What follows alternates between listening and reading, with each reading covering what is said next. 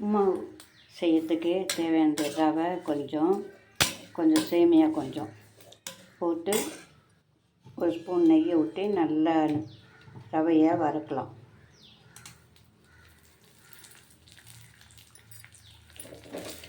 நல்லா ரவையை வறுத்துட்டே இருக்கணும். ஸ்டவ்வில் வச்சுட்டு ரவையை நல்லா வதக்கலாம்.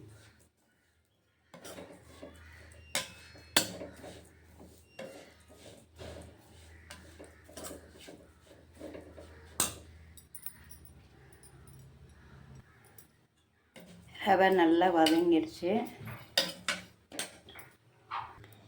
ரவை வதக்கி எடுத்து தட்டில் தனியாக வச்சாச்சு. இப்போ கடாயில் எண்ணெய் ஊற்றி வச்சுருக்கேன். கடுகு, கடலைப்பருப்பு, உளுத்தம்பருப்பு,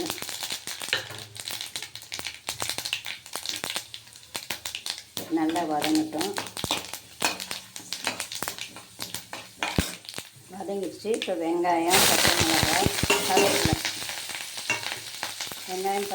கருவேப்பிலை போட்டு அது கொஞ்சம் கண்ணாடி பதம் வர வரைக்கும் வதக்கலாம்.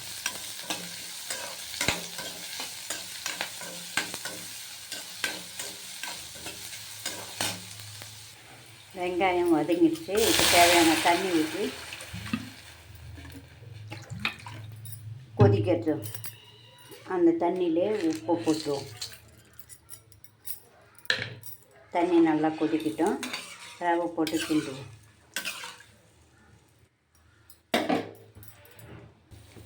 உப்புமா தண்ணி கொதிக்குது.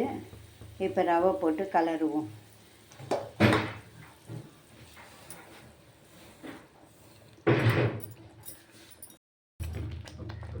உப்புமா வெந்துட்டுருக்குது.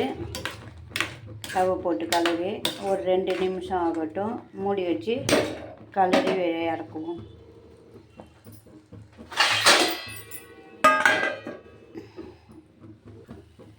உப்புமா ரெடி ஆகிடுது.